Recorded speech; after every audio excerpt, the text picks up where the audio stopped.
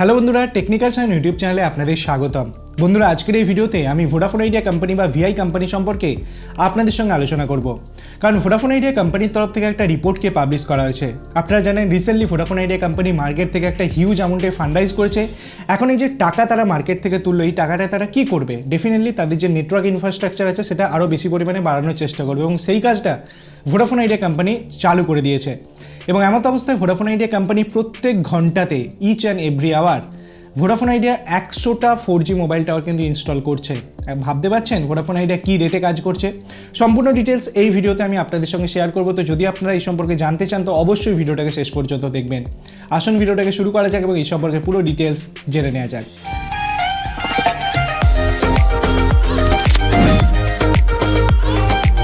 ভারতের মধ্যে তৃতীয় বৃহত্তম telecom company Vodafone idea financially খুবই খারাপ কন্ডিশন। ভোডাফোন আইডিয়ার 2,20,000 কোটি টাকা, 2,20,000 কোটি টাকা কটা শূন্য আছে পিছনে, আপনি একবার ভেবে দেখুন। এত কোটি টাকার ধার আছে, ঋণ পড়ে আছে, তার মধ্যে ম্যাক্সিমাম ঋণটা গভর্নমেন্টের কাছ থেকে। 2026 ফাইন্যান্সিয়াল ইয়ার পর্যন্ত তাদের মনিটরিয়াম চলছে। তারপর প্রত্যেক বছর 40,000 কোটি টাকা রিপেমেন্ট করতে হবে, মানে ফেরত দিতে হবে প্রত্যেক বছর।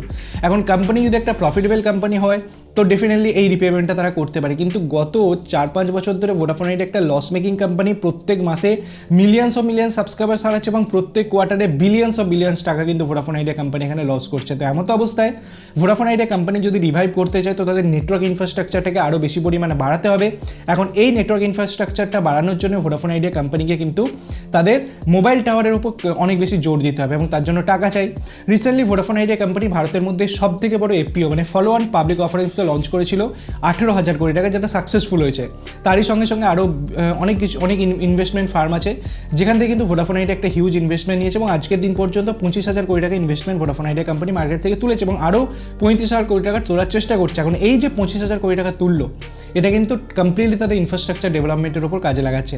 প্রত্যেক ঘন্টায় ভোডাফোন আইডিয়া কোম্পানির তরফ থেকে বলা হচ্ছে প্রত্যেক ঘন্টায় ভোডাফোন আইডিয়া কোম্পানি 100টা মোবাইল টাওয়ার কিন্তু এখানে ফাইনালাইজ করছে, মানে ইনস্টল করছে।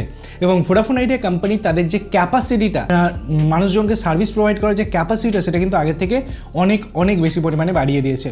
রিসেন্টলি ভিআই কোম্পানির তরফ থেকে বিভিন্ন মোবাইল টাওয়ারে মেনলি তাদের 17টা মেন যে সার্কেল আছে সেখানে 900 মেগার যে স্পেকট্রাম ইউনিটটা আছে এটা কিন্তু ডিপ্লয় করছে। এখন এই 900 মেগার স্পেকট্রাম ইউনিটটা খুবই ইম্পর্টেন্ট স্পেকট্রাম ইউনিট ইনডোর কভারেজের জন্য। আপনি যদি আপনার বাড়িতে মোবাইলটাকে ইউজ করেন, সেখানে যদি আপনি কারোর সঙ্গে কল করেন বা ইন্টারনেট দেন, তো সেক্ষেত্রে আপনি দেখবেন কি ইনডোরে কিন্তু অতটা ভালো স্পিড আপনি পান না। কিন্তু ভোডাফোন আইডিয়া এই যে 900 মেগার স্পেকট্রাম ব্যান্ডটাকে ইউটিলাইজ করছে, এটা কিন্তু দুর্দান্ত ইনডোর কভারেজ দেয়, যেখানে কলিং এবং ইন্টারনেট খুব দুর্দান্ত চলে ইনডোরের মধ্যে, মানে ঘরের ভেতরের মধ্যে। তো এই সার্ভিসটা কিন্তু ভোডাফোন আইডিয়া প্রোভাইড করছে। এবং আজকের দিনে ভোডাফোন আইডিয়া যে লোড ক্যাপাসিটি, মানে কতজন মানুষকে তারা মানে একসঙ্গে সার্ভিস প্রোভাইড করতে পারবে, সেটা কিন্তু ভোডাফোন আইডিয়া কোম্পানির মধ্যে বাড়িয়ে 1,047 মিলিয়ন এখানে করতে চলেছে। এবং ভোডাফোন আইডিয়া কোম্পানির যে ক্যাপেক্সটা, যেটা এই কোয়ার্টার পর্যন্ত 13.6 বিলিয়ন রুপে ছিল, 13.6 বিলিয়ন টাকা ছিল, সেটা বেড়ে 80 বিলিয়ন টাকা এখানে কনভার্ট করতে চাইছে।